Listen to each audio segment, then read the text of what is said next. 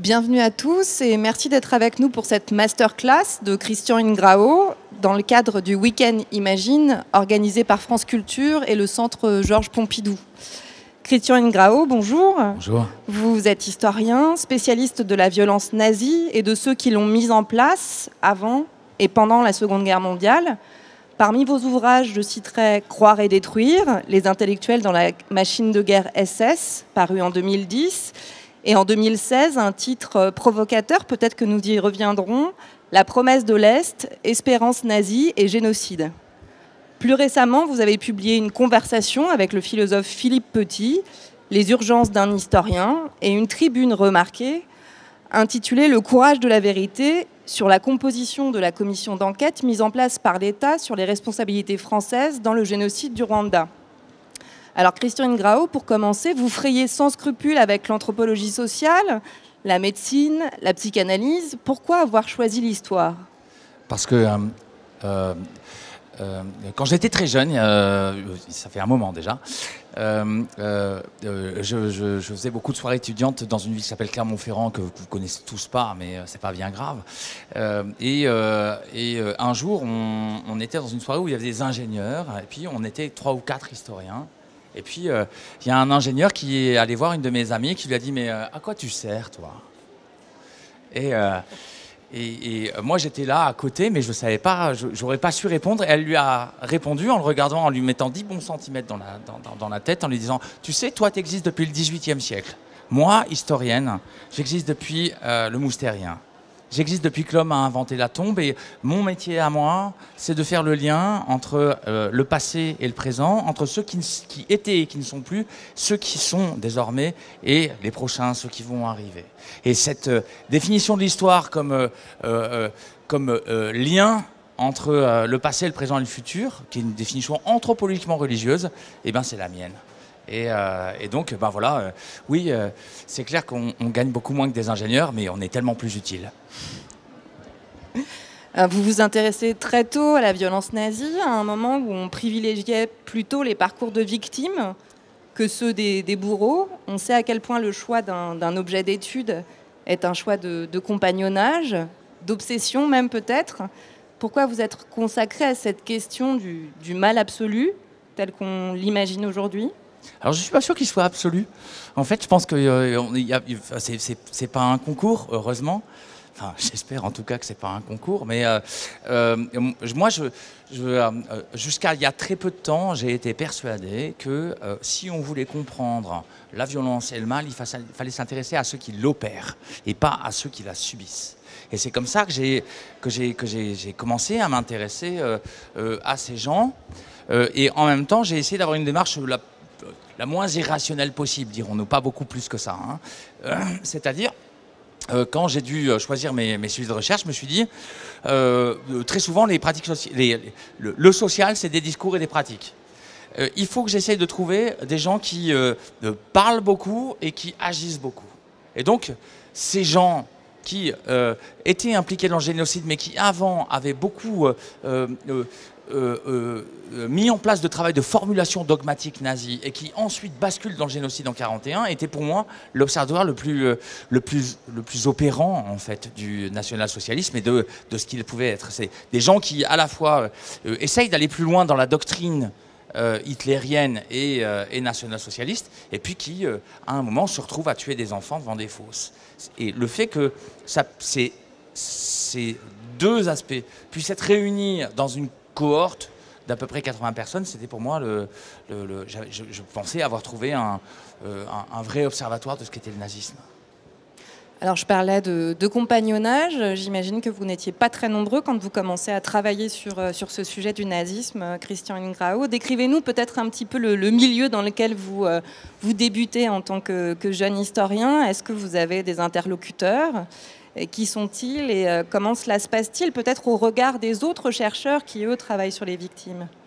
Alors c'est une question qui fait chaud au cœur que vous me posez, Naïs, parce que en effet, quand je commence à travailler sur la question, mon maître, parce que j'ai un maître qui s'appelle Stéphane Audouin-Rousseau, me dit, il me dit, ok, d'accord, je vous prends en DEA.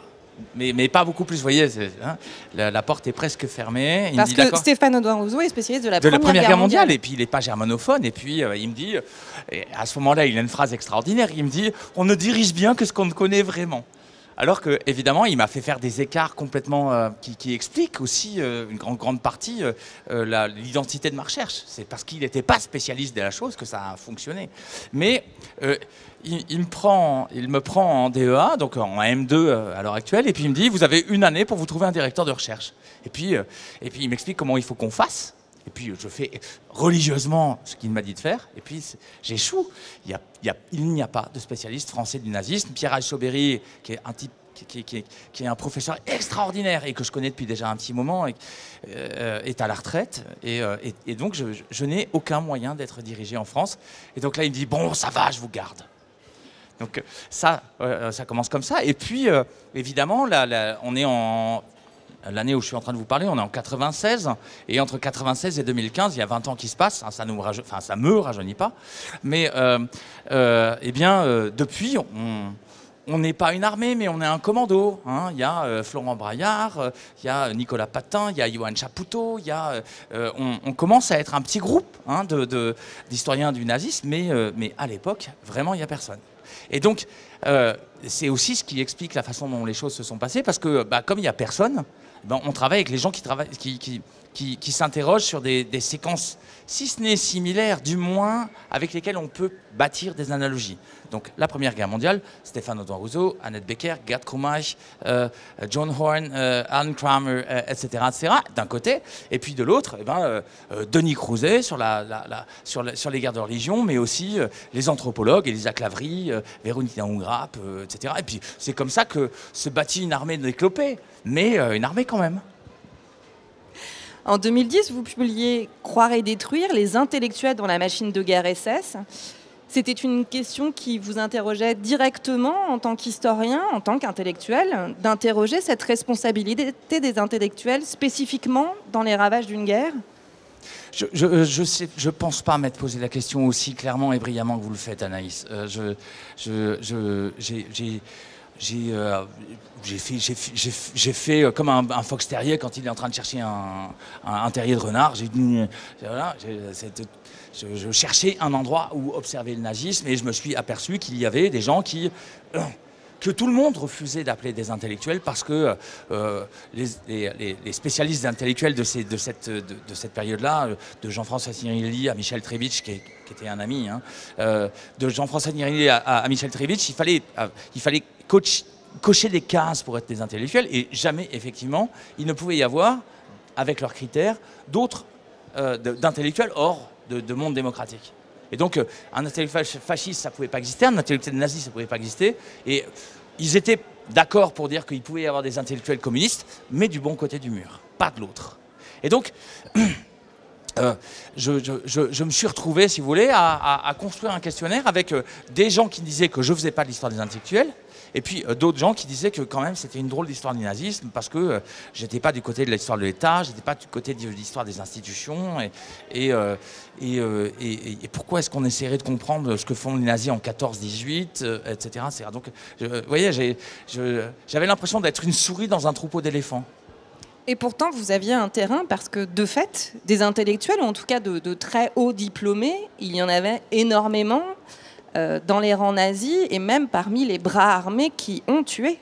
Oui, parce que y a un mouvement de fond qui fait que de toute façon, si vous voulez, l'ENA n'existe pas en Allemagne, mais à la place de l'ENA, ils ont les facs de droit. Ces gens travaillent avec des juristes. On en pense qu'on en veut. Mais y a, si vous voulez, une espèce de flot qui nourrit en fait le fonctionnariat, qu'il soit local ou appelons ça fédéral. Hein, Weimar c'est pareil, hein, Marie-Bénédicte Vincent Davier l'a montré. Hein, y a comme ça une appétence de l'État pour les juristes. Et donc, au fond, c'est pas très surprenant que au sein de la police politique, de la police criminelle et plus tard du SD, le service de sécurité de la SS, on retrouve autant de diplômés, autant de juristes d'abord. Mais il y a une véritable différence de nature entre d'un côté ces deux polices dont je viens de vous parler, la police criminelle et la police secrète d'État, Gestapo, qui engage des gens qui, d'un côté, ont une culture juridique et savent faire du droit pénal et donc enquêter, inculper et défoncer des gens. Et de l'autre, il y a une deuxième filière, qui est une filière militante cette fois-ci. Les gens passent par le NSDAP, ou pas d'ailleurs, l'ASS, et entrent dans les services de sécurité de l'ASS. Et dans ce cas-là, vous avez non plus des juristes, mais des historiens, des philosophes, des linguistes, il y a même des géographes, vous vous rendez compte, c'est horrible, et etc., etc. Et ces historiens, justement, pleinement engagés dans le nazisme, ils ne vous ont pas interrogé, justement, sur leur manière de mettre au service leurs compétences au service du nazisme? Écoutez, la question est déplaisante, vous le savez, hein, au sens où j'ai essayé de décider à ce moment-là, on est en 1996, hein, j'ai aussi des excuses, hein, on est en 1996, j'ai essayé de décider à ce moment-là de ne jamais intervenir en dehors de ce que mon maître, Stéphane Audouin-Rousseau, appelle le premier marché, c'est-à-dire quand il y a un truc qui a lieu sur le nazisme dans l'opinion publique, je pense avoir peut-être acquis le droit de parler comme un expert, mais en ce qui concerne tout le reste, j'essaye de ne pas le faire. Et évidemment, j'ai totalement échoué.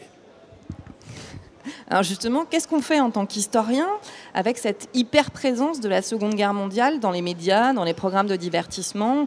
J'imagine que vous êtes extrêmement sollicité, non seulement pour donner votre avis, mais aussi peut-être pour expertiser des choses très subtiles, de chiffres, de nuances d'engagement, de nuances de responsabilité. Et on sait à quel point les questions de responsabilité et de collaboration sont sensibles encore en France aujourd'hui à chaque diffusion de documentaires ou d'articles de journaux qui dénoncent un fait de guerre dans ce sens-là. Bon, je vais essayer de vous faire rire. La première chose que j'ai fait, c'est d'inventer un répondeur automatique et donc d'apprendre à dire « Bonjour, vous êtes sur le répondeur de Christian Ingrao, je ne suis pas là pour le moment, mais laissez-moi un message. » Ça, je le sais le faire très très bien et donc dès qu'on m'appelle pour ce genre de choses, je me fais passer pour mon répondeur. J'essaye de ne pas intervenir sur ces choses-là, pour le dire plus sérieusement.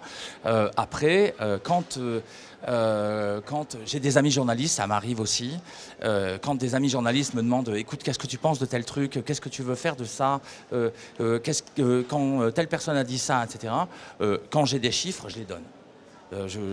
J'essaye de faire passer de l'information comme ça, mais je le fais à titre amical et pas grand-chose d'autre. Je ne veux pas intervenir dans l'espace public, je le fais le moins possible.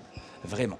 Il n'en reste pas moins que l'espace public est une sorte de champ magnétique et qu'il y a plein de moments où, qu'on le veuille ou non, on est happé par ça. Et Henri Rousseau, il a très bien montré ce genre de choses, hein, le fait que la demande sociale, elle est là et que nous, historiens du temps présent, nous ne sommes jamais seuls sur nos champs. Il y a toujours d'un côté le témoin, hein, la personne qui, au fond de la salle, nous dit « Excusez-moi, j'y étais et ça ne s'est pas passé comme ça. » Ça, c'est un premier acteur et il est parfaitement légitime. Mais sur le nazisme, on a pratiquement toujours un juge d'instruction, un policier et un espion sur le dos aussi. Et donc, il faut toujours, sans parler du journaliste évidemment, mais lui il est plus léger que les trois autres, hein, et donc on est toujours obligé de composer avec ces gens-là. On ne peut pas refuser totalement de leur parler. Donc vous composez avec ces gens-là. Et justement, peut-être sur la réception de vos ouvrages, dans La promesse de l'Est, Espérance nazie et génocide, qui est votre dernier ouvrage de chercheur, vous décentrez doublement le regard en vous consacrant à la fois au projet d'avenir formulé par les nazis, au désir d'avenir nazi d'une certaine façon, et en explorant le théâtre de guerre de l'Est de l'Europe. Autrement dit, vous faites une histoire de cette projection dans l'avenir nazi, une histoire des possibles nazis non avenus. C'est très provocateur, on l'entend même dans ce titre, La promesse de l'Est, Espérance nazie et génocide. Comment cet ouvrage a-t-il été reçu ? Je ne sais pas comment il a été reçu, hein, honnêtement. Honnêtement, c'est vraiment pas mon problème. D'abord, c'est peut-être provocateur, mais n'empêche qu'on est tout un groupe, et ça aussi, ça fait du bien. On est tout un groupe à s'intéresser à ces possibles non advenus. Pierre Saint-Garavelou, Quentin Lermoz, une histoire des possibles. Tous les gens qui font du contrefactuel. On s'est amusé avec Xavier Delacroix à monter un petit groupe dans lequel on a imaginé ce que serait un monde si les Allemands avaient gagné la bataille de la Marne. Qu'est-ce que c'était rigolo! voyez? Et donc, la question de... plus sérieusement maintenant, la question de la discipline historienne qui veut qu'on ouvre l'horizon des possibles et de ce qui aurait pu advenir, elle est vraiment intéressante et je pense que ça fait partie des expériences de pensée que les historiens, comme les physiciens du quantique, que les historiens peuvent mettre en place. Et donc c'est comme ça qu'a commencé le livre. En fait, l'opération que j'opère à ce moment-là, il y a quand même quelqu'un qui s'appelle Philippe Cadic et qui, dans The Man of the High Castle, le maître du haut château, avait essayé bien avant. Et donc j'ai pas l'impression d'être si original que ça. Il n'en reste pas moins que, ben voilà, il y a quand même un certain nombre pas d'avancées majeures, mais de faits qui sont un peu intéressants et qui montrent que les nazis ils avaient décidé qu'ils allaient tuer 13 millions de juifs parce que c'était le truc, mais à côté de ça, il y avait bien plus de gens qui devaient être exterminés. Ils étaient 27 ou 28 en tout. Donc il y avait 15 millions de Slaves qui devaient être exterminés. Et ça, il fallait faire l'enquête pour essayer de le trouver, je crois. Donc le livre n'est pas si inutile que ça, je crois. Vous parliez d'originalité du questionnement. Lorsqu'on est un chercheur français, comment se positionner face aux chercheurs allemands qui, eux, ont leurs sources, qui travaillent leur propre histoire d'une certaine façon? Face à ces chercheurs allemands, comment se passe cette cohabitation dans l'espace de la recherche pour vous? Alors il y a plusieurs espaces. Le premier, c'est quand on est dans les archives, on déjeune ensemble et on discute et les choses se passent bien. D'un autre côté, à part Johann Chapoutot, nous n'avons pas d'existence dans le dialogue. C'est-à-dire que Johann, il commence à être lu, identifié, etc. Vous n'existez pas dans les discussions historiques allemandes, proprement allemandes? Non, d'abord, ils ne comprennent rien à ce qu'on fait, à ce que je fais moi, ça c'est clair. Les quelques discussions qu'on peut avoir, ils sont très polis, très gentils, etc. Mais vraiment, les paradigmes qui sont les leurs sont des paradigmes qui sont ultra positivistes, ultra fonctionnels, sujet, verbe, complément, note de bas de page. Et ils ont été très occupés pendant les 20 dernières années à établir en fait un certain nombre de chronologies. Et donc, quand on commence à discuter d'histoire culturelle, d'histoire des émotions, etc., ils nous regardent avec un air à la fois de commisération et de méfiance qui montre qu'ils n'arrivent pas à écouter ce qu'on est en train de dire. Et c'est pas un problème, hein.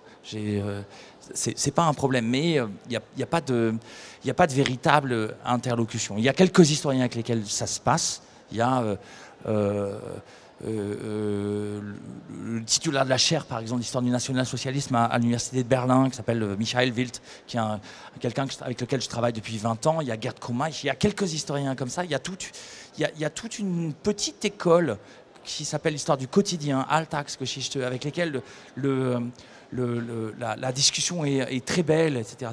Mais c'est essentiellement une école qui travaille soit sur la République de Weimar, soit sur la RDA, et très peu sur le national-socialisme. C'est-à-dire qu'on fait un saut chronologique qui enjambe et qui oublie d'une certaine façon la Seconde Guerre mondiale. Disons plutôt que les gens qui travaillent sur la Seconde Guerre mondiale sont tellement happés par leur sujet qu'ils ont d'autres urgences que les nôtres. Dans la promesse de l'Est, vous continuiez aussi, à la suite d'autres, mais très rares, à affirmer l'existence et l'historicité de la Seconde Guerre mondiale à l'Est, ce qui est un sujet qui résiste encore beaucoup, c'est-à-dire qu'on est encore très focalisé sur les occupations des nations de l'Ouest de l'Europe, au premier chef la France, évidemment. Mais cela, c'est aussi une porte qui résiste d'une certaine façon à l'ouverture pour l'étude et pour la connaissance, y compris du grand public, de la Seconde Guerre mondiale et des massacres de masse. Alors, je pense qu'il faut à la fois abonder dans votre sens et relativiser les choses. Abonder dans votre sens parce que oui, l'Est, c'est ce qui se passe à l'Est, et notamment à partir des États baltes jusqu'à l'Ukraine, en passant par la Crimée, etc. Nos capteurs sensoriels sont totalement saturés par les niveaux de violence. C'est-à-dire que quand on est confronté aux sources, on crame tout de suite. On est c'est 650 fois Oradour en Biélorussie, par exemple. Vous voyez, nous, Oradour, c'est on est saisi complètement. Mais non, chez eux, c'est tous les 2 jours pendant 4 ans. Et habitants compris. Enfin, les niveaux de violence sont. Je ne sais pas si vous avez lu le travail de Masha Serovic, mais elle a fait un très beau livre, je vous le dis à tous, qui s'appelle les enfants de Staline. Enfin, il s'appelait Les enfants de Joseph au départ, c'est le vrai titre. Mais Le Seuil a appelé ça Les enfants de Staline. C'est un livre magnifique, mais il faut le lire pour comprendre quels sont les niveaux d'expérience qui sont en train de se faire. On y voit des gens mourir de douleur parce qu'ils ont les jambes totalement broyées. Enfin bref, c'est un livre extraordinaire. Mais c'est un livre extraordinaire parce que aussi il nous dit que ce que nous avons vécu, enfin nous, moi j'y étais pas évidemment, mais ce que les sociétés occidentales ont vécu pendant la Seconde Guerre mondiale n'a au fond pas grand-chose à voir en termes d'intensité avec ce que vivent ces opérations-là, et il faut qu'on arrive à moduler les choses pour arriver à comprendre. Ça, c'est une première chose. La deuxième chose, c'est que, effectivement, une fois qu'on a réussi à remettre en place des capteurs suffisamment solides pour comprendre ce qui se passe dans la Seconde Guerre, et du côté de l'Est, eh bien, il faut arriver à faire la bascule entre l'Est et l'Ouest. Et il y a très peu de gens qui y ont réussi jusqu'ici parce que voilà, c'est difficile. Les 2 grands historiens qui sont suffisamment talentueux pour le faire, c'est d'un côté Tim Snyder et de l'autre Mark Mazauer. Mark, il a essayé de faire une vraie histoire de toute l'Europe sous domination nazie. Mais ça marque, et les 2 ils ont le même défaut, hein. Et Tim Snyder il a fait une vraie histoire de tout ce qui concerne l'Est, mais il s'occupe pas beaucoup de l'Ouest, et les 2 livres ils ont le même défaut. C'est comme du Seurat, vous voyez, le peintre, hein, pas Michel Seurat, hein, l'autre, le peintre, hein. Et donc quand t'es loin, c'est génial, ça se passe super bien, le tableau est magnifique, etc. Et quand tu es près, c'est des tâches qui n'ont plus aucun lien entre l'une avec l'autre. C'est le pointillisme. Et donc, on a le même problème sur ces 2 livres-là parce qu'on a encore du mal à faire une synthèse et à écrire une vraie histoire de l'Europe pendant la Seconde Guerre mondiale. Alors, on peut peut-être reprendre cette image du pointillisme en abordant la question des archives, puisque vos archives sont disséminées un petit peu partout en Europe, aussi bien à l'ouest qu'à l'est. Et il me semble bien que ces archives nazies, proprement nazies, ont connu un taux de destruction gigantesque au moment de la défaite allemande. Ouais. Alors comment travaillez-vous avec cela, avec ce taux de destruction, cette si grande présence dans les mémoires, dans les publications, en même temps cette si grande absence en termes de carburant de l'historien, Christian Garou? C'est une chance en fait. C'est une chance. Prenez Nicolas Werth, il travaille sur le stalinisme. Voyez, lui, son vrai malheur, c'est que les staliniens ont gagné la guerre. Et donc, il est confronté à des centaines de millions de feuilles d'archives à regarder.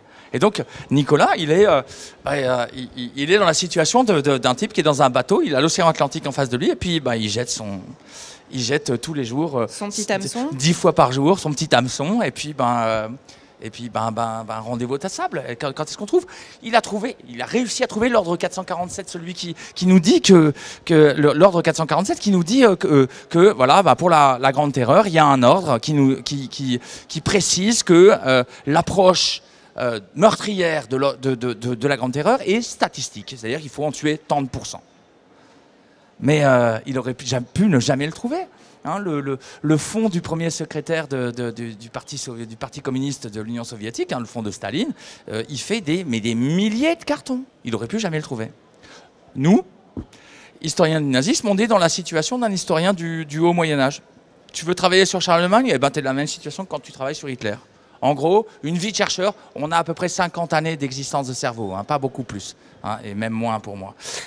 Et donc en 50 ans, on a une petite chance de voir à peu près toutes les archives, à peu près toutes. Et il faut pas mollir, hein, il faut y aller. Hein. Mais nous, on a une chance de voir toutes les archives et de dire j'ai pu... je peux faire la chose. Ça me rappelle un dialogue entre Bloch et Febvre qui font écrire un volume de l'évolution de l'humanité par Neuhoff. Et Neuhoff leur dit « Oui, d'accord, je veux bien écrire votre volume, mais je voudrais revoir toutes les archives. » Et donc, c'est du haut Moyen-Âge. Le mec, il peut dire qu'il revoit toutes les archives. Moi, je ne pourrais pas dire que je revois toutes les archives, mais je peux dire à quelqu'un, quand je ne veux pas lui écrire un livre, je peux lui dire, écoutez, je vous le rends dans 20 ans, j'aurai tout vu. Alors que Nicolas Werth, il est absolument pas crédible, même s'il voulait dire qu'il voit simplement les archives de Staline, quoi. Visiblement, vous écartez tous les écueils de votre métier, toutes les difficultés. Pour autant, qu'est-ce qui est le plus difficile dans votre tâche, dans votre métier et peut-être dans votre champ, dans vos objets de recherche, Christian Ingrao? Vous savez, il y a un truc que je dis quand même, c'est qu'on est loin de la mine et des wagonnets, hein. On a un métier on a quand même un métier qui est super simple et super facile. On a des raisons de le faire. Jamais on perd la cohérence des trucs, on sait pourquoi, enfin en tout cas moi je sais pourquoi je le fais. Je suis chargé de recherche, enfin directeur de recherche au CNRS et ça va, c'est bon, je peux travailler de chez moi, on me compte pas les vacances, les machins, les trucs, les bidules, je vais quand je veux à l'étranger archiver, j'ai une liberté totale. Et donc oui, j'ai du mal à trouver ce qui est difficile dans mon métier. Après, il y a des moments où il y a un coup psychique à travailler sur le génocide, ça c'est vrai. Mais ce coup psychique, j'ai décidé de le payer et j'ai aucun état d'âme à voir des petits bouts de mon psychisme se cramer un peu tous les jours parce que je travaille sur tel hôpital qui a été brûlé. Et puis il y avait un petit mot en allemand que j'ai pas compris, c'est Nebst. Hein, dans lequel tel hôpital, l'archive elle disait, c'est une archive de la Gestapo, elle disait tel hôpital est à mettre à incendier, Nebst, l'équipe médicale. Et puis, comme un idiot, moi j'ai pensé que SNEP, ça veut dire excepté. Et puis j'étais en train de regarder, c'était il y a longtemps, hein, mes gamins étaient petits, et je les regarde en train de jouer, et puis je me dis, putain, Nebst, je sais pas ce que ça veut dire, va regarder dans le dico. Et puis je regarde, ça veut dire y compris, évidemment. Et là, bim, évidemment, tout le côté, la dimension transgressive de ce type de choses te revient dans la figure. Mais bon, je veux dire, c'est quand même pas, c'est quand même moins grave que la silicose du mineur, le cancer des ouvriers qui étaient à Jussieu dans les années 80, etc., etc. Ça va, on va pas en faire un fromage non plus, quoi. Alors j'ai fait une petite enquête de proximité. Il me semble que vous travaillez énormément chez vous. Vous parliez de vos enfants. Yep. Vous travaillez dans votre cuisine, oui. Christian Ingrao. Oui. Est-ce que le choix de ce lieu, très familier, très prosaïque, est important justement dans ce contexte de coup psychique dû au choix de votre objet de recherche?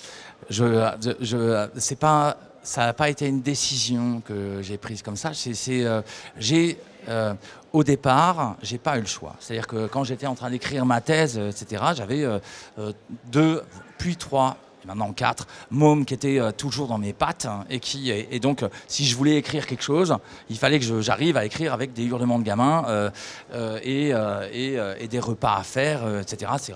Donc au départ, c'est une contrainte. Mais vous connaissez Pierre Chenuil, c'est lui qui a inventé la question de l'invention en phase B, et donc j'ai inventé à ce moment-là la phase B, vous savez peut-être pas, mais c'est quand on fait l'histoire économique, il y a un grand récit des conjonctures économiques qui passe par des trends, donc des tendances séculaires. Donc ça commence par une phase A, ça monte, et puis une phase B, ça descend.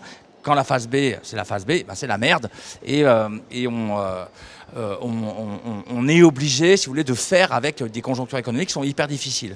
Mais ce que montrent les historiens, c'est que les sociétés, notamment occidentales, inventent en phase B. C'est là où elles sont les plus ingénieuses, où elles se mettent à trouver les innovations les plus fines, les plus difficiles, etc., etc. Et puis après, elles les exploitent quand ça remonte en phase A. Et moi, c'est pareil, à part que c'était pas une phase B aussi difficile que les sociétés européennes. On est bien d'accord, on n'est pas en 1348.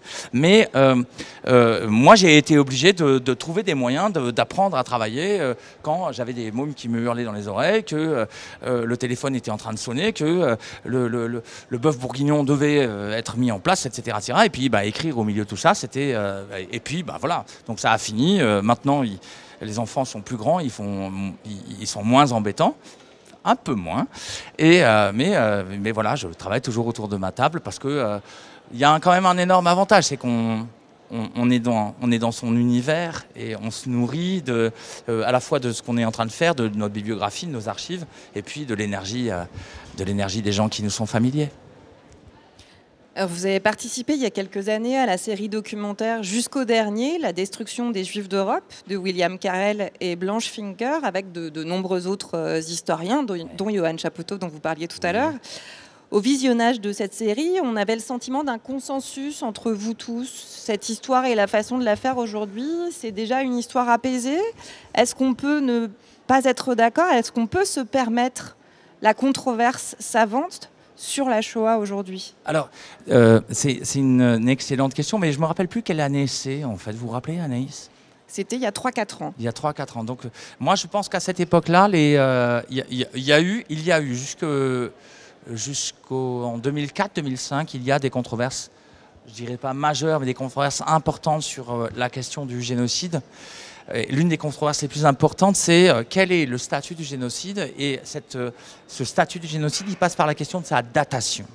Vous avez d'un côté de plus en plus d'historiens qui vous disent la question de la décision de principe de tuer tous les juifs d'Europe se prend en décembre 1941 quand le conflit devient mondial. Pourquoi? Parce que à ce moment-là, les Allemands s'aperçoivent que les Allemands, c'est Hitler. Ici, c'est Hitler et les nazis. Les Allemands s'aperçoivent que, voilà, ils sont mal barrés, qu'il y a une guerre longue qui est en train de se mettre en place, qu'ils ont tout prévu pour que la guerre soit pas longue, et que donc cet ennemi qu'ils identifient derrière les Alliés doit payer. D'un autre côté, vous aviez avant un des historiens les plus talentueux qui a été dans cette période, qui s'appelle Christopher Browning, qui a écrit le 101e bataillon des hommes ordinaires. Vous devez, peut-être que certains d'entre vous connaissent, c'est un livre génial.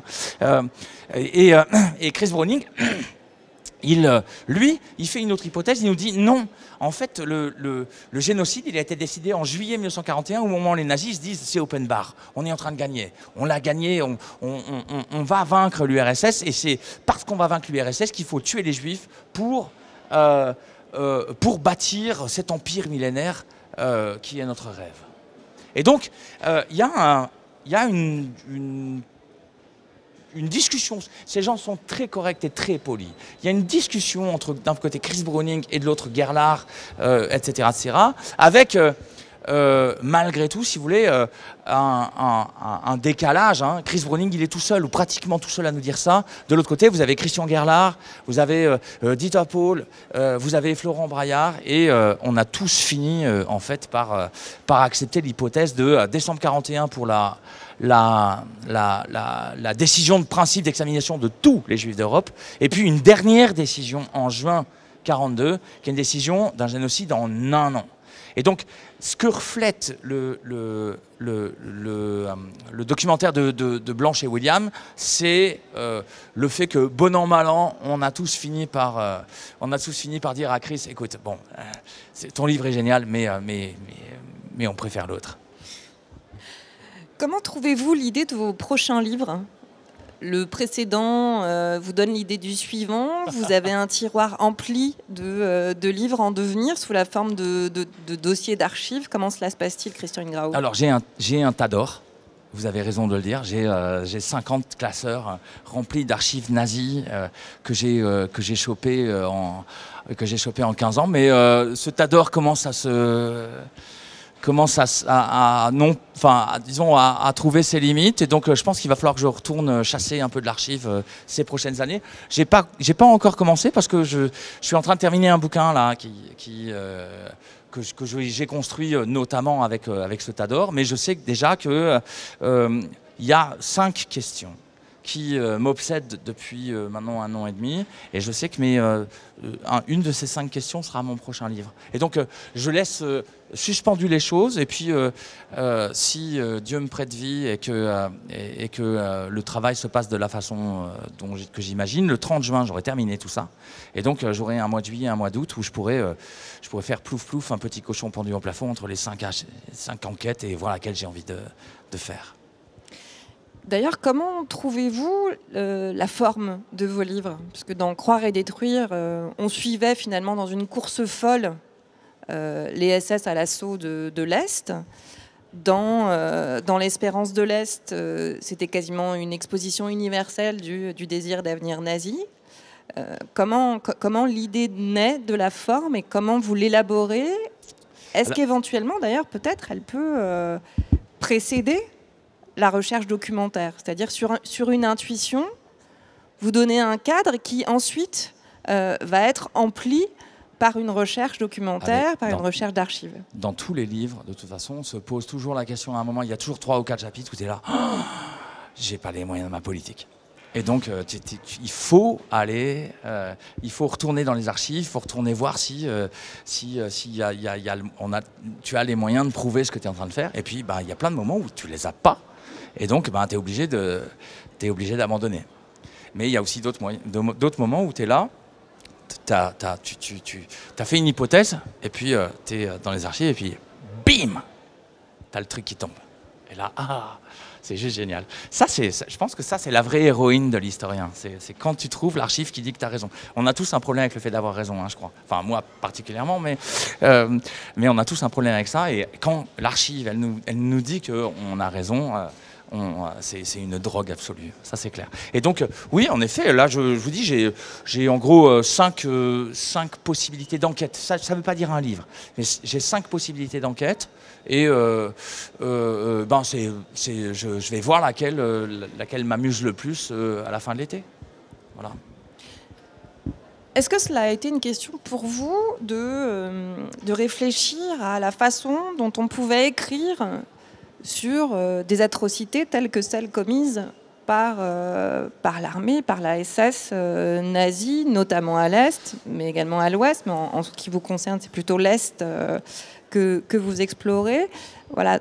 De quelle manière écrire, trouver les mots pour dire l'histoire que vous aviez élaborée sur des sujets aussi terribles, d'une certaine façon, Christian Ingrao. Ça, c'est vraiment une question qui est une question transversale, je dirais. C'est-à-dire que depuis que j'ai passé le temps de l'enquête et que je suis dans le temps de l'écriture,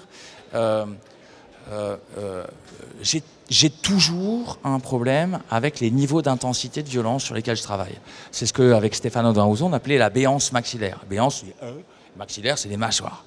Donc ça veut dire que très souvent, quand malheureusement on est amené à travailler sur la question des pratiques de violence des Einsatzgruppen, les gens qu'on a en face de nous sont complètement sidérés par ce qu'on fait, ils ont la bouche grande ouverte. Et l'enjeu, en fait, d'une écriture de cette histoire-là, c'est d'arriver à manier ce matériau-là en amenant les gens à être encore capables, encore en position, non pas d'ouvrir grand la bouche en étant sidéré, mais en continuant à pouvoir réfléchir. Et c'est une vraie question. Comment est-ce qu'on fait? Est-ce que ces textes aussi intrusifs, oui, c'est ça, intrusifs, qu'on utilise, comment est-ce qu'on fait pour les citer, les accompagner? Est-ce qu'on prépare les gens avant? Est-ce qu'on leur balance le texte comme ça, puis après on essaye de retrouver les gens, etc. Moi, ça fait 20 ans que je fais ça, et j'ai toujours pas de solution définitive, mais je sais que c'est quelque chose sur lequel je travaille. Après, je pense aussi qu'on est à la veille, à l'heure actuelle, d'une véritable révolution de la formulation historique. On est à la veille d'une révolution de la formulation historique, et il va falloir que nous, historiens, mais pas tout seul, on n'a aucune chance tout seul. Il faut qu'on se mette à travailler sur la façon dont on présente les choses, on les livre, dont on les médiatise, etc., etc. D'abord, il y a une révolution langagière à mettre en place. C'est-à-dire que pour ne citer que, les poètes sont en train de révolutionner la langue depuis maintenant 20 ans. Il est temps que nous prenions en charge, comme les physiciens du quantique prennent en charge les mathématiques telles qu'elles se mettent en place depuis un siècle, avec la révolution hilbertienne et la théorie des ensembles. Et ils ont appris à travailler avec d'autres maths. Et nous, il faut qu'on apprenne à travailler avec d'autres langages. Et donc ça, il va falloir qu'on s'y mette. On est plusieurs à y penser. On n'est pas beaucoup, mais on est plusieurs à y penser, et il va falloir qu'on apprenne à le faire. Ça, c'est une première chose. La deuxième chose, c'est qu'il y a une révolution des formes qui est en train d'apparaître. Je ne vous cache pas, on en est tous là, on a tous des ordinateurs, Facebook, machin, truc, bidule chouette. Nous ne savons pas encore mettre en place appelons ça des artefacts de transmission de l'histoire. Ça aussi, il faut qu'on le mette en place. Le travail, il est immense. Il faut qu'on arrive. Mais pour l'instant, on a tellement plus de questions que de réponses que, comme disait Bernanos, nous sommes nus sous le regard de Dieu.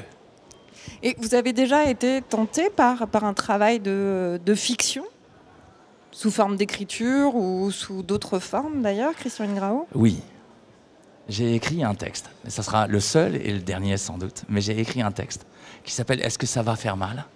et qui est un texte que j'ai joué sur scène à Blois il y a quelques années. Et j'étais très frustré parce que mon premier travail, il s'appelle donc Croire et détruire. C'est un travail sur des intellectuels SS qui finissent par tuer des enfants dans des fosses en Ukraine, mais qui commencent par eux-mêmes être enfants. Et j'ai pas assez de sources pour décrire ce qui leur est arrivé quand ils étaient enfants. Ce que je sais, c'est très impressionniste. Et donc, j'ai jamais pu, et je peux toujours pas, de façon historienne, affirmer quel a été le monde de leur enfance.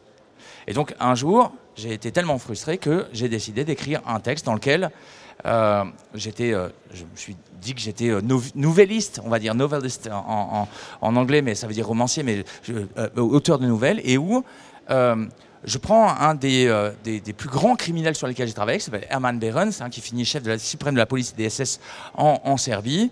Et cet homme est tué en décembre 1948, il est exécuté à Belgrade. Et donc là, il a un capuchon sur la tête, il a un nœud autour de il a un nœud coulant autour du cou, donc la journée va mal se terminer pour lui, il faut le dire. Et au moment où la trappe s'ouvre, et dans moins d'une seconde, il va avoir la nuque brisée par la chute et la corde, et ben il revit sa vie. Et c'est ce texte que j'ai essayé d'écrire, et je l'ai vécu comme une vraie aventure stylistique. C'est-à-dire que quand on en est dans sa position, il me semble, même si je ne l'ai pas vécu, qu'on n'a pas de temps à perdre, et que donc chaque phrase doit être une phrase de plomb. Elle doit être d'une densité, comme un pulsar, vous voyez, ces étoiles qui se sont effondrées et qui sont des millions de fois plus denses que notre Soleil. Et donc, j'ai essayé d'écrire ce texte-là, ce qui était à la fois une aventure stylistique et puis une aventure historienne, parce que j'avais des choses à dire sur l'angoisse de l'enfance d'un nazi, et voilà. Et vous pensez recommencer? Jamais. Pourquoi? Parce que c'est pas mon travail. Moi, je suis historien, je fais des phrases, mais pour raconter des histoires, pas pour en inventer. Alors tout à l'heure, vous nous parliez de votre maître, celui que vous appelez votre maître, Stéphane Audouin-Rousseau. Et justement, ce maître historien, à quel moment vous êtes-vous senti son égal, dans une certaine mesure? À quel moment vous êtes-vous senti historien? Et là, je parle peut-être de rituels, de rituels moins évidents que la soutenance d'une thèse, de rencontres ou d'associations, peut-être. À mon avis, et à mon sens, il y a trois questions dans la vôtre. La première, c'est quand est-ce qu'on se sent historien? Moi, je pense que je suis devenu historien le jour où ma maman n'a pas levé son éponge quand je lui ai annoncé que mon meilleur ami s'était suicidé, j'avais 15 ans. Ce jour-là, j'ai compris qu'il y avait un problème avec la mort et que ce problème, je ne le résoudrais qu'en faisant de l'histoire. Ça, c'est la première réponse. La deuxième réponse, à partir de ce moment-là, je le savais pas, mais je pense que c'est à ce moment-là posé pour la première fois la dimension existentielle du travail que j'ai la chance de faire tout de suite. La deuxième question, c'est la question des rituels. Bah voilà. Si vous voulez, en 95, je suis devenu agrégé d'histoire et c'est un rituel, aussi stupide que tous les autres rituels. C'est à la fois, si tu l'as pas, tu l'as pas. C'est un concours d'enseignement, c'est pas un concours de chercheurs. Oui, c'est un concours d'enseignement, mais on sait très bien que si on n'a pas ce concours-là, quand on fait l'histoire contemporaine comme moi, on n'a plus aucune chance d'être historien. On n'a plus aucune chance de devenir maître de conférence ou chargé de recherche au CNRS. Et donc, mon papa l'a pas eu. Mon père est matheux, il n'a jamais eu l'agrégation, et donc ce jour-là, voilà, on m'a dit que j'étais agrégé, j'ai fait une accolade à mon père et j'ai su que je pouvais continuer l'aventure. Et pour la première fois, l'environnement social m'a dit que on ne savait pas ce que j'allais devenir, mais j'avais le droit de continuer. Après, oui, la soutenance de thèse et l'habilitation, c'est des souvenirs assez mitigés pour le premier et très bons pour le deuxième, mais qui n'ont au fond aucune importance. Le troisième niveau de langage, c'est en ce qui concerne mon maître et le fait d'être son égal. Je ne suis pas et ne serai jamais son égal. Mon maître, c'est mon maître. Et quand il parle, j'obéis. Mais il y a un jour où j'étais directeur de l'IHTP, de l'Institut d'Histoire du Temps Présent. Ça m'est arrivé parce que j'ai eu quelques petits accidents dans mon existence personnelle. Et je suis devenu directeur de l'IHTP. Puis jusqu'à un certain moment, quand j'avais un problème, c'est quand j'étais en master ou en doctorat, quand je venais le voir, j'allais le voir quand j'avais un problème. Et puis un jour, j'ai un problème en tant que directeur d'IHTP, et je vais le voir. Et là, mon maître m'a dit, écoutez, vous vous démerdez là. Et là, ce jour-là, je me suis senti seul comme rarement dans ma vie, mais j'ai compris que, voilà, il fallait que je devienne un grand garçon. Alors, on l'a bien compris, le cœur de vos recherches concerne la Seconde Guerre mondiale. Oui. Mais récemment, vous êtes davantage intéressé aux années 70 aussi. Quel lien y a-t-il entre l'émergence de cette violence de masse, cette violence nazie dans les années 30 et 40, et l'année 1979 spécifiquement sur laquelle vous travaillez ? Je ne crois pas qu'il y ait de... C'est une bonne question parce que la question que vous posez, c'est la question qu'a précisément posée le Board of Referees, les comités d'évaluation de l'ERC, en me disant que je ne pouvais pas diriger ce machin-là et qu'un historien de nazisme, c'était un historien de nazisme, qu'un historien des années 80, c'est un historien des années 80, et il faut que les vaches soient bien gardées. Et donc, on m'a refusé la grande enquête, le financement de la grande enquête que j'étais en train de montrer. Ce qui ne vous empêchera pas de vous y coller, j'imagine. Ouais, mais bon, le faire tout seul, c'est pas très drôle quand même. Hein. Là, on avait besoin de 2 500 000 €. Vous voyez, je vais envoyer mes mômes trafiquer de la drogue devant les lycées de la région parisienne, mais je pense pas qu'on aura les 2 500 000 € rapidement. Hein. On ne le souhaite pas. Hein. Et donc, le truc, c'est que il y a un lien dans l'approche épistémologique. C'est-à-dire que l'histoire que nous essayons de faire est une histoire sociale et culturelle de l'expérience des individus et des groupes sociaux. C'est cette histoire que j'ai essayé de faire sur le nazisme, une histoire qui passe par l'historicisation notamment des émotions, des attentes, des ferveurs, des angoisses, des horizons d'attente. Et je pense qu'il y a une sorte de déplacement des moyens de la recherche que j'ai essayé d'opérer avec mes petits moyens à moi, que j'ai essayé d'opérer entre ce qui s'est passé entre 1914 et 1948-49, le translater, les moyens, pas plus que ça, les moyens de la recherche sur ce qui se passe entre, me semble-t-il, les années 70 et les années 80, où j'ai émis l'hypothèse, je ne suis pas le seul maintenant, on est un groupe, on est 20 personnes quand même maintenant à avoir choisi de suivre cette hypothèse dans laquelle on dit la crise que nous sommes en train de vivre à l'heure actuelle avec Daesh et cet immense événement qui a été la reproclamation du califat sur ces terres du Cham, etc., eh bien, c'est le point culminant et le paroxysme d'une crise qui a commencé bien avant, qui commence dans les années 70 et qui voit les horizons de temporalité et les espérances de 3 grands systèmes politiques entrer en crise. Ces 3 grands systèmes politiques qui sont nés soit de la fin de la Seconde Guerre mondiale, soit de la fin de la décolonisation. Et ce sont les démocraties libérales d'un côté, les démocraties populaires en second lieu, et en troisième lieu, les régimes nationalistes et socialistes du Moyen-Orient, régime arabe et Israël compris, et j'y tiens. Et donc, quelque chose s'est passé dans les années 70 et qui fait que ces gens avaient bâti leur régime sur une promesse qui était faite aux populations qui disait « Nous allons bâtir un avenir désirable. Nous allons bâtir d'un côté le socialisme et le communisme pour les pays d'Europe de l'Est, pour les autres la société de consommation et une sorte de prospérité heureuse, et pour les pays nationalistes et socialistes, eh bien, la nouvelle société qui ferait suite à la colonisation, hein, on le voit très bien en Algérie. Dans les années 70, cette espérance, elle meurt. Les régimes ne meurent pas. Les régimes continuent à fonctionner comme un canard qu'on décapite. Vous avez déjà vu, enfin, pour certains, vous avez déjà vu un canard, tu lui coupes la tête et il continue à marcher, cet idiot, il ne sait pas qu'il est mort. Eh ben, c'est un peu ce qui se passe pour tous ces régimes-là. Et en 79, on voit apparaître 2 états de fait. 79 n'a pas de puissance explicative. 79 est un observatoire. 79, on voit apparaître 2 choses. 1, la crise des sociétés, elle devient absolument manifeste et partout. Et en second lieu, on voit apparaître ce qui est le corollaire de la crise, parce que ni la nature ni le social n'aiment le vide. Et donc, à la place de ces systèmes d'espérance laïques et incarnés dans le futur, nous avons la réémergence de systèmes qui sont des systèmes de l'au-delà et qui disent non, hein, le bonheur de l'humanité ne se situera pas dans le futur et dans les ci-bas, mais dans l'au-delà, sous le regard de Dieu. Et là, on voit apparaître les deux. D'un côté, on a voilà, le deuxième choc pétrolier, 15,3% d'inflation en France, Thatcher qui arrive au pouvoir en Angleterre.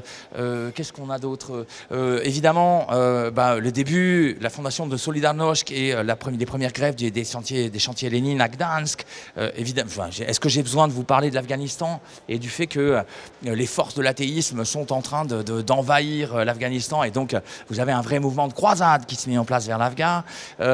D'un autre côté, c'est le premier attentat qui se met en place de fondamentalistes musulmans à Alep, à l'école d'artillerie, contre des caciques du régime socialiste basse.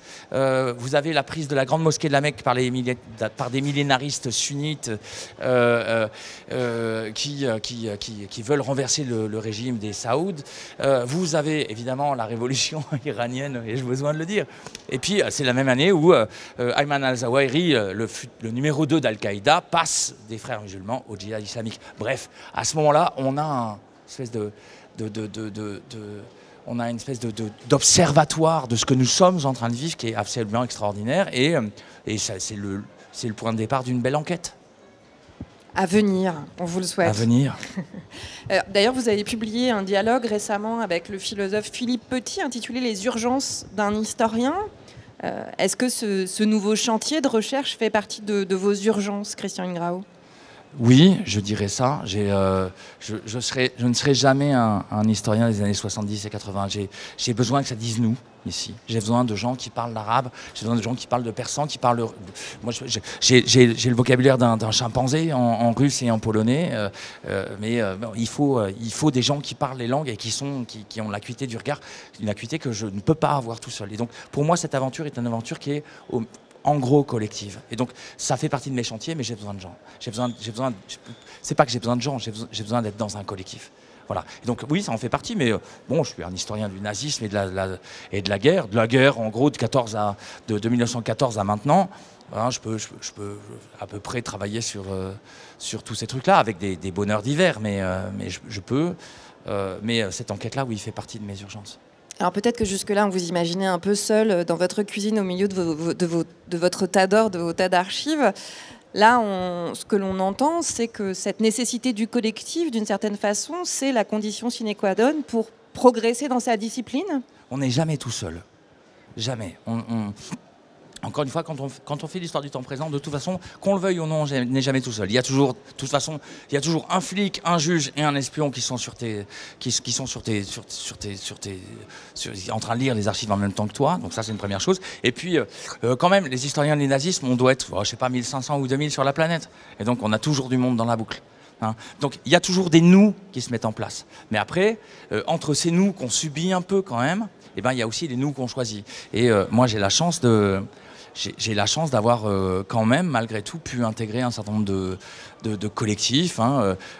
J'ai d'abord été formé au Centre Marc Bloch à Berlin, collectif d'historiens de l'Allemagne, je veux dire, et qui a été un lieu merveilleux de formation. Ensuite, j'ai été d'abord chercheur puis directeur de l'Institut d'histoire du temps présent, qui a aussi été un collectif dans lequel je me suis senti vraiment... dans un collectif et vraiment avec des gens qui, je dis pas qui me lisaient, faut quand même pas déconner, mais avec lesquels je pouvais réfléchir et penser. Et puis depuis, je suis toujours à l'Institut d'histoire du temps présent, mais dans cette cuisine dont vous parlez, se sont développées des sociabilités qui font que j'ai un séminaire d'histoire du paroxysme avec Quentin Lelermoz et Hervé Mazurel. J'ai fait un séminaire d'histoire de l'occupation avec Nathalie Moine, Nicolas Beaupré. Enfin bref, il y a plein de collectifs comme ça. En gros, l'homme n'est pas une île, mais on est une archipel. Ou ça doit être un archipel. Et donc, voilà, ça dit non, ça dit nous tout le temps. Non pas non, mais nous. Alors il y a un autre collectif, je crois que vous avez terminé maintenant, mais vous avez choisi de participer à une entreprise très controversée. Ah, l'enfer. Celle de la réédition de Mein Kampf, considéré généralement comme donc le texte fondateur dans la formulation des projets d'Adolf Hitler, évidemment. Pourquoi cette entreprise était-elle nécessaire pour vous ? Mais moi, j'ai jamais dit que c'était nécessaire. Hein. Ah si. Ah non. Non, vous vous trompez, Anaïs. J'étais contre au départ. J'étais contre, j'avais pas envie de le faire, j'avais pas envie de me lancer dans ce labyrinthe, parce que c'est vraiment un labyrinthe, c'est vraiment...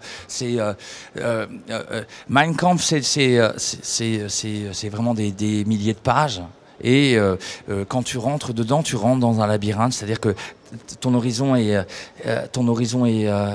rétréci, et tu as l'impression de repasser toujours par le même endroit, et tu sais jamais si tu vas trouver la sortie. C'est vraiment... C'est vraiment pénible, il est obsessionnel, labyrinthique, et on est obligé à la fois de rentrer dedans et puis d'essayer de tirer la personne que possiblement on pourrait avoir avec nous, c'est-à-dire le futur lecteur, pour l'amener dehors. Mais alors pourquoi l'avoir fait? Oui, c'est bien ce que je vous dis, j'ai fait une énorme bêtise. L'énorme bêtise, c'est que j'étais contre et j'avais dit non à tout le monde. Et puis un jour, Jean-Luc Mélenchon a sorti un papier qui était un peu désespérant, et j'ai perdu mes nerfs. Et j'ai écrit un papier que j'ai donné à un de mes copains qui s'appelle Johan Ifnagel et qui était directeur de Libération, qui s'est empressé de le publier. Et donc voilà, il y a je sais pas 10 ou 15 000 personnes qui ont lu ce papier. Et donc les gens qui étaient responsables de l'édition de Mein Kampf sont venus me dire maintenant tu peux plus faire autrement, tu es obligé de venir travailler avec nous. Et puis ils avaient raison. Et donc c'est sur cette bêtise-là que je me suis retrouvé dans cette aventure. On est une quinzaine à l'avoir fait. On a travaillé de la façon la plus... Vous voyez, j'ai fait une bêtise, mais n'empêche qu'à la fin, on a quand même énormément travaillé. On était une quinzaine, on a fait des groupes de 3 personnes. Ces 3 personnes relisaient la traduction qui avait été faite par Olivier Manoni, qui est une traduction, et nous, ce qu'on voulait, c'était pas une traduction, c'était une transcription, c'est-à-dire on voulait prendre du mauvais allemand que Manoni avait transformé en du bon français, et on voulait rendre du mauvais français. Et donc, on a repris toute la trad. C'est-à-dire rendre le mauvais allemand d'Adolf Hitler. Le mauvais allemand d'Adolf Hitler, c'est l'horreur. Je vous promets, c'est plein de répétitions, c'est vraiment labyrinthique, etc. Et donc, on l'a retransformé en mauvais français. Après, quand on avait retransformé tous en mauvais français, on faisait une réunion à 3 personnes et on mettait en place une version définitive du texte. Où est-ce qu'on est d'accord, où est-ce qu'on n'est pas d'accord, et on discute, et on établit le texte. Puis après, on s'est occupé des notes de bas de page, et là, on est à la fin des introductions, et si on ne sait pas tirer une balle dans la tête avant, ça devrait être fini d'ici décembre. Et qu'est-ce que vous en espérez de la sortie de ce livret, justement? Si ça n'était pas nécessaire, pourquoi cela avait un intérêt de le faire? Le seul intérêt de le faire, c'est de faire que, disons, un lecteur cultivé et intéressé comme Jean-Luc Mélenchon arrête de raconter des bêtises et pense que quand on touche au livre, on a une petite moustache et une frange qui nous pousse et qu'on devient nazi. C'est faux. Quand tu regardes le livre, ben voilà, tu regardes le livre, tu lis le premier chapitre, le deuxième chapitre, tu lis l'introduction, le troisième chapitre, tu le refermes. Point. Et donc là, c'est pareil. Ça sera un livre qui va faire 2000 pages, personne ne va le lire. Beaucoup de gens vont l'acheter, j'espère. Enfin, en fait, je m'en fiche. Donc, il y a plein de gens qui vont l'acheter, mais personne ne va le lire. Et c'est très bien comme ça. Voilà. Alors nous approchons de la fin de cet entretien. Christian Ingrao, est-ce que vous avez envie de donner un conseil à ceux ou à celles qui voudraient devenir historiens? Le seul conseil que je peux donner pour devenir historien, enfin, ouais, pourquoi je donnerais un conseil à des gens qui veulent devenir historiens? J'ai pas de raison de le faire. La seule chose, c'est devenir historien de l'Europe, devenir historien de la France, c'est devenu vraiment difficile. Hein, d'abord parce que ils sont tellement nombreux, les historiens de la France, que c'est très difficile de trouver un truc intéressant à faire. Historien de l'Europe, c'est devenu très compliqué. Et donc, il faut aller chercher le vaste monde. Hein, il faut aller chercher les 800 millions de locuteurs qui parlent arabe. Il faut aller chercher les 1,2 milliard de personnes qui parlent le mandarin. Il faut aller s'intéresser à l'Inde, etc., etc. Là où les hommes sont nombreux, là est l'histoire. C'est la seule chose que je pourrais dire. Et c'est un conseil qu'évidemment, moi, je parle que des langues européennes. Hein, voyez, j'ai aucun mérite à faire ce que je fais. Mais moi, je pense que l'avenir de l'empirie historienne, pas plus que ça, l'avenir de l'empirie historienne, il est dans les mondes extra-européens. Merci beaucoup, Christian Ingrao. C'est moi qui vous remercie.